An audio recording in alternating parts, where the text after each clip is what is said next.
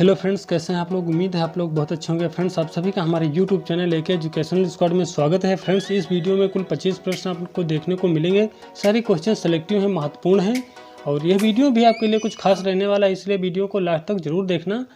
और तो इसी क्रम में चलिए स्टार्ट कर लेते हैं। आज का हमारा पहला क्वेश्चन है, गोनियोमीटर से शरीर के जोड़ों की गति या कोण का पता लगाया जाता है तथा शब्द गोनियोमीटर किन दो ग्रीक शब्दों से मिलकर बना है। ठीक है, तो मतलब क्वेश्चन का कहने का मतलब यही है कि गोनियोमीटर जो शब्द है वो किन दो ग्रीक वर्णों यानी शब्दों के मेल से बना है। तो गोनिया प्लस मेट्रोन। ठीक है, जो गोनियोमीटर है ये किन दो शब्दों के योग से बना है। तो गोनिया प्लस मेट्रोन, जिसमें गोनिया का मतलब होता है कोण, मेट्रोन जो होता है इसका मतलब होता है माप। ठीक है, गोनिया का मतलब होता है कोण, मेट्रोन जो होता है इसका मतलब क्या होता है, माप। ठीक है, अगला देख लेते हैं। आधुनिक ओलंपिक खेलों का पहला चैंपियन कौन था। तो आधुनिक ओलंपिक खेलों का जो पहला चैंपियन था अमेरिकी एथलीट जेम्स ब्रेंडन कोलोनी। ठीक है, कोनोली थे, जो कि ट्रिपल जंप खेल से संबंधित है। ठीक है, क्वेश्चन क्या है, आधुनिक ओलंपिक खेलों का पहला चैंपियन कौन था। तो अमेरिकी एथलीट थे कौन, जेम्स ब्रेंडन कोनोली। और ये मतलब किस खेल से संबंधित है, तो ट्रिपल जंप से संबंधित है। अगला देख लेते हैं प्रश्न नंबर 3।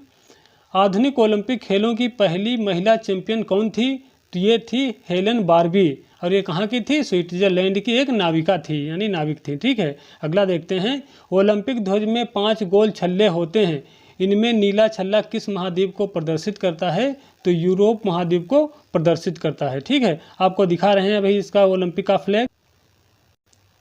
अब देखिए ये रहा ओलंपिक ध्वज और इसमें 5 गोल छल्ले होते हैं। ठीक है, 5 गोल छल्ले हैं, जिसमें से और ये पांचों गोल छल्ले जो होते हैं ये आपस में गुंधे हुए हैं। ठीक है, क्या है, आपस में गुंधे हुए हैं। जैसे देखो, एक ये नीला वाला हो गया, फिर ये पीला वाला हो गया, फिर ये काला है और फिर ये हरा है, इसके बाद ये लाल वाला है। ठीक है, जो ये पहला वाला होता है, ठीक है, 1 2 3 4 5, ठीक, इस तरीके से 5 हैं। ठीक है, ये पहला वाला जो होता है ये नीला होता है। ठीक है, और ये नीला किसका प्रतिनिधित्व करता है। तो ये होता है यूरोप का। ठीक है, नीला छल्ला जो होता है यूरोप का जो है मतलब प्रतिनिधित्व करता है। और ये जो पीला होता है, ठीक है, क्या, जो पीला वाला छल्ला होता है एशिया महाद्वीप को रिप्रेजेंट करता है। और ये जो काला वाला होता है अफ्रीका महाद्वीप को रिप्रेजेंट करता है। और ये जो हरा वाला होता है ये ऑस्ट्रेलिया महाद्वीप के लिए है। और ये जो लाल वाला होता है ये अमेरिका के लिए होता है। ठीक है, अमेरिका महाद्वीप से संबंधित होता है, उसे रिप्रेजेंट करता है। ठीक है, तो जो नीला वाला छल्ला है यूरोप का हो गया, पीला वाला एशिया का हो गया, काला वाला अफ्रीका का हो गया और ये हरा वाला ऑस्ट्रेलिया का हो गया और ये लाल वाला अमेरिका का हो गया। ठीक है, ये 5 छल्ले होते हैं, आपस में गुंधे हुए होते हैं। और गुंधे होने का मतलब यही होता है कि विश्व बंधुत्व की भावना और या फिर भाईचारे की भावना को मतलब विकसित करना है, या फिर मैत्री भाव की जो भावना होती है उसको प्रदर्शित करता है। ठीक है, और ये जो इसको बनाया किसने था, अब क्वेश्चन आ जाता है किसने इसको बनाया था। तो बायरन पियरे डी कुबर्टिन ने। ठीक है, कौन, बायरन पियरे डी कुबर्टिन ने इसको बनाया था 1914 में। ठीक है, 1914 में बनाया था, कब, 1914 में। ठीक है, कुछ इस तरीके 1914 में। ठीक है, किसने, बायरन पियरे डी कुबर्टिन ने 1914 में इसको बनाया था। लेकिन इसको पहली बार कब फहराया गया, तो 1920 में फहराया गया था। ठीक है, 1920 में पहली बार इसको ओलंपिक में फहराया गया था। ठीक है, याद रखिएगा, इतनी जानकारी आपके लिए पर्याप्त है। और इसकी जो पृष्ठभूमि होती है, ठीक है, पृष्ठभूमि माने ये जो बना होता है, ये जो खाली स्थान है, ये सब क्या कहलाती है, पृष्ठभूमि कहलाती है। क्वेश्चन आ जाता है कि ओलंपिक ध्वज की जो पृष्ठभूमि होती है वो कैसी होती है। तो ओलंपिक ध्वज की जो पृष्ठभूमि होती है वो होती है सफ़ेद। ठीक है, याद रखिएगा। प्रश्न नंबर 5 देख लेते हैं। किस ओलंपिक में मैराथन दौड़ की दूरी 42.195 किलोमीटर या फिर 26 मील 385 गज निश्चित कर दी गई थी। ठीक है, मैंने बताना यही है कि कौन से ओलंपिक में मैराथन दौड़ की जो दूरी थी उसको निश्चित की गई थी, कितनी, 42.195 किलोमीटर निश्चित कर दी गई थी। तो पेरिस 1924 पेरिस ओलंपिक था। ठीक है, अगला देख लेते हैं प्रश्न नंबर 6। भारत ने अपना पहला दल किस ओलंपिक में भेजा था। तो भारत ने अपना जो पहला दल भेजा था तो वो भेजा था 1920 एंटवर्प ओलंपिक में। ठीक है, अगला देख लेते हैं प्रश्न नंबर 7। ग्रीष्मकालीन ओलंपिक में पहले भारतीय ध्वजवाहक कौन थे? ग्रीष्म क्या है क्वेश्चन, ध्यान से पढ़िएगा, सारे क्वेश्चन बहुत ही अच्छे लेवल के हैं तो इसलिए ध्यान से पढ़िएगा। क्या है क्वेश्चन? ग्रीष्मकालीन ओलंपिक में पहले भारतीय ध्वजवाहक कौन थे? तो ये थे पूर्मा बनर्जी। और इन्होंने कब, मतलब किस ओलंपिक में ध्वजवाहक बने थे? 1920 एंटवर्प ओलंपिक में। ठीक है, अगला देख लेते हैं प्रश्न नंबर 8।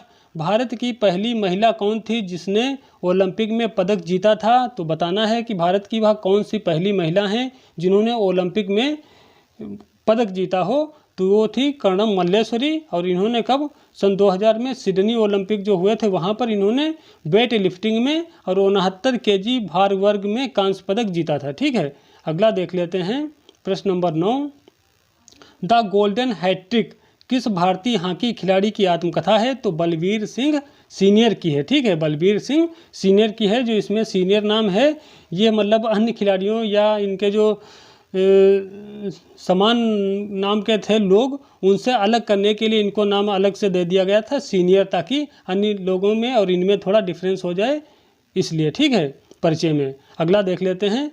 खो खो खेल के कोर्ट में कितनी क्रॉस लेन होती हैं? तो जो खो खो खेल होता है उसका जो कोर्ट होता है उसमें 8 जो होती हैं वो क्रॉस लेन होती हैं। अगला है प्रश्न नंबर 11। एनाबॉलिक स्टेरॉइड औषधियाँ सर्वाधिक किस पर असर करती हैं? तो एनाबॉलिक जो स्टेरॉइड औषधियाँ होती हैं वो पुरुष हार्मोन टेस्टोस्टेरॉन पर और साथ में मांसपेशियों पर अधिक असर डालती हैं। ठीक है, कहने का मतलब यही, जो एनाबॉलिक स्टेरॉइड जो औषधियाँ होती हैं, दवाएँ होती हैं, इनके सेवन से हमारे शरीर में जो होता है पुरुष हार्मोन्स, यानी इसको कह सकते हैं आप एक मतलब शब्द में कि पुरुष जो सेक्स हार्मोन्स होता है। ठीक है, पुरुष जो सेक्स हार्मोन्स होता है कौन सा होता है? टेस्टोस्टेरोन होता है। ठीक है, इसमें वृद्धि हो जाती है, प्लस साथ में मांसपेशियां जो होती हैं, मांसपेशियों में भी वृद्धि हो जाती है और बहुत सारे फायदे होते हैं और बाकी साइड इफेक्ट भी होते हैं। जो मुख्य की बात करी जाए तो जो पुरुष सेक्स हार्मोन्स होता है और जो मांसपेशियां होती हैं उसमें बढ़ोतरी हो जाती है। ठीक है, अगला देख लेते हैं प्रश्न नंबर 12। बेसबॉल खेल के एक पक्ष में खिलाड़ियों की संख्या 9 होती है तथा इसके खेल परिसर को क्या कहा जाता है? ठीक है, बेसबॉल का जो खेल होता है उसकी एक टीम में कितने प्लेयर खेलते हैं? 9 खेलते हैं। तथा इसके मतलब जो परिसर होता है यानी क्षेत्र जो होता है जहाँ पर खेला जाता है उसको क्या बोला जाता है? तो बेसबॉल के जो खेल परिसर है उसको डायमंड बोला जाता है। ठीक है, अगला है प्रश्न number 13। Tennis tournament Australian open प्रत्येक वर्ष किस महीने में आयोजित होता है? तो टेनिस का जो टूर्नामेंट होता है ऑस्ट्रेलियन ओपन, ये प्रत्येक वर्ष लास्ट जनवरी और शुरुआत फरवरी में इसका आयोजन होता है। और ये जहाँ पर खेला जाता है उसका परिसर जो होता है उसे क्या बोलते हैं? हार्ड कोर्ट बोलते हैं। और ये इसकी शुरुआत यानी ऑस्ट्रेलियन ओपन की शुरुआत कब से हुई थी? तो 1905 से इसकी शुरुआत हुई थी। ध्यान रखिएगा, सभी प्रश्न बहुत ज़्यादा महत्वपूर्ण है। यदि फ्रेंड्स आपको प्रश्न अच्छे लग रहे हैं, कंटेंट अच्छा लग रहा है, हमारी मेहनत आपको दिख रही है तो वीडियो को लाइक ज़रूर कर देना। ठीक है, चलिए अगला देख लेते हैं। टेनिस टूर्नामेंट फ्रेंच ओपन प्रत्येक वर्ष किस माह में आयोजित होता है? तो जो टेनिस टूर्नामेंट होता है फ्रेंच ओपन, ठीक है, फ्रेंच ओपन वो प्रत्येक वर्ष मई जून में मतलब इसका आयोजन होता है। और जहाँ पर होता है उसका परिसर क्या कहलाता है? क्ले कोर्ट यानी मिट्टी का मैदान कहलाता है। ठीक है, और जो फ्रेंच ओपन है इसकी शुरुआत कब से हुई है? तो 1891 से इसकी शुरुआत हुई है। ठीक है फ्रेंड, यहाँ से क्वेश्चन आते जरूर हैं। ठीक है, ध्यान से पढ़िएगा, वीडियो आपके लिए बहुत ज़्यादा महत्वपूर्ण है। अगला देख लेते हैं। अगला है प्रश्न हमारा प्रश्न नंबर 15।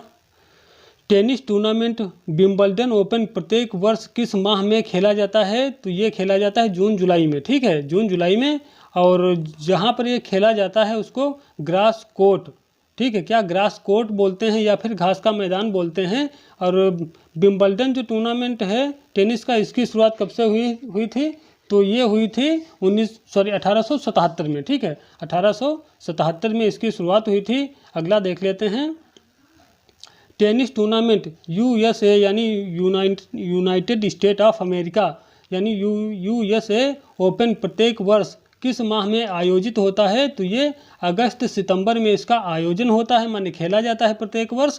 और जहाँ पर खेला जाता है उसको क्या बोलते हैं? उसे बोलते हैं हार्ड कोर, ठीक है। और ये जो अमेरिकन ओपन है इसकी शुरुआत कब से मानी जाती है? 1881 से मानी जाती है, ठीक है। अगला देख लेते हैं प्रश्न नंबर 17।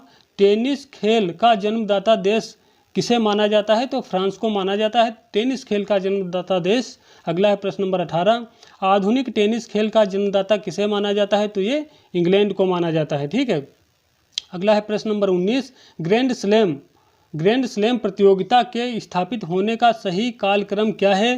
तो मैंने बताना है कौन सी प्रतियोगिता क्रम वाइज कब स्टार्ट हुई है, ठीक है।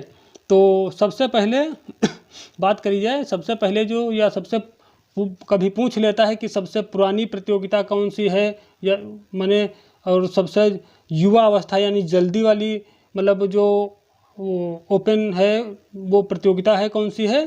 Grand slam. तो आपने ध्यान रखना है, कायदे से इस क्वेश्चन को समझना है, ठीक है। तो देखिए क्या है क्वेश्चन, ग्रैंड स्लैम प्रतियोगिता के स्थापित होने का सही कालक्रम क्या है? तो सबसे पहले आई थी विंबलडन ओपन, और इसकी शुरुआत कब से है? 1877 से, ठीक है। और फिर है अमेरिकन ओपन, इसकी शुरुआत कब से हुई है? 1881 से हुई है। फिर इसके बाद फ्रेंच ओपन, इसकी 1891 से हुई है।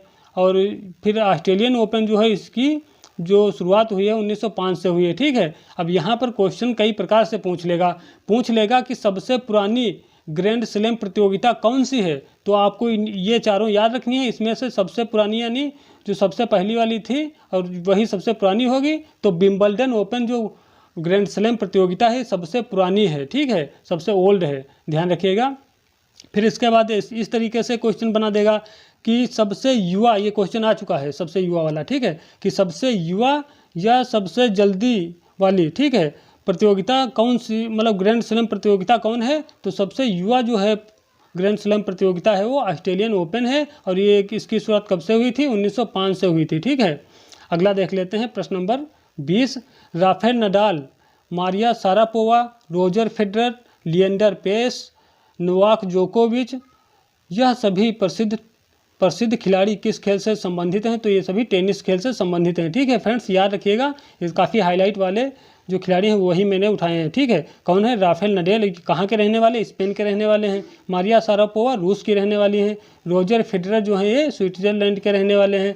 लिएंडर पेस ये भारत के रहने वाले हैं। नोवाक जोकोविच सर्बिया के रहने वाले हैं, ठीक है। ये सभी जो खिलाड़ी हैं ये टेनिस के प्रसिद्ध और महान खिलाड़ी हैं, ठीक है। अगला देखते हैं प्रश्न नंबर 21। खेल खेलते समय खिलाड़ी को मांसपेशीय चोट लगने पर प्राथमिक उपचार क्या होगा? यदि मान लो कोई खिलाड़ी है और खेल खेल रहा है, उसको कहीं चोट लग जाती है, वो भी कौन सी? मांसपेशियों में चोट लग जाती है, सूजन आ जाती है, तो ऐसी कंडीशन में प्राथमिक जो उपचार होगा वो क्या होगा? आइसोथेरेपी यानी बर्फ चिकित्सा या कोल्ड थेरेपी करी जाएगी उसमें, ठीक है। चलिए अगला देख लेते हैं। आधुनिक ओलंपिक समिति यानी IOC का गठन कब हुआ? तो 1894 में लुसाने स्विट्जरलैंड में हुई थी, ठीक है। IOC का गठन कब हुआ था? 1894 लुसाने स्विट्जरलैंड में इसका गठन हुआ था। अगला है हॉरिजेंटल बार तथा पैरेलल बार का आविष्कार किसने किया था? तो इसका आविष्कार किया था फ्रेडरिक लुडविग जान ने। अगला है प्रश्न number 24। Gymnastic for the young पुस्तक के लेखक कौन है? तो गट्स मट्स हो जाएंगे। प्रश्न नंबर 25। अष्टांग योग के अंतर्गत 5वां अंग कौन सा है? तो 5वां अंग होता है प्रत्याहार, ठीक है। और ये देखो, ये अष्टांग योग में 8 अंग होते हैं, ठीक है। अष्टांग योग में जो है अंग होते हैं अष्टांग योग के तो 8 होते हैं, ठीक। 8 याद कर लो, फिर वो कोई भी नंबर पूछे आपको फट से याद हो जाएगा, ठीक है। तो पहला क्या है? यम है, फिर दूसरा नियम है, तीसरा आसन है, चौथा प्राणायाम है, 5वां प्रत्याहार है, 6ठे पे धारणा है, 7वें पे ध्यान है और 8वें पे समाधि होता है, ठीक है। तो ये याद कर लेना, यहाँ से फिर कोई भी नंबर उलट फेर के पूछेगा आपके लिए कोई दिक्कत नहीं होगी, ठीक है। तो फ्रेंड्स ये कुछ प्रश्न थे। यदि वीडियो अच्छा लगा है तो वीडियो को लाइक कर दीजिए, कमेंट में ज़रूर बता देना, और ये चैनल पर नए हैं चैनल को सब्सक्राइब कर लेना ताकि इसी तरीके से अन्य वीडियो जो हैं वो आप तक पहुंच जाएं। और जब सब्सक्राइब करना तो साथ में बेल आइकॉन जरूर प्रेस कर देना ताकि अगली वीडियो का नोटिफिकेशन स्वतः आप तक पहुंच जाए। मिलते हैं कल फिर एक नए वीडियो में नए टॉपिक के साथ, नए क्वेश्चन के साथ में। तब तक के लिए जय हिंद, जय भारत।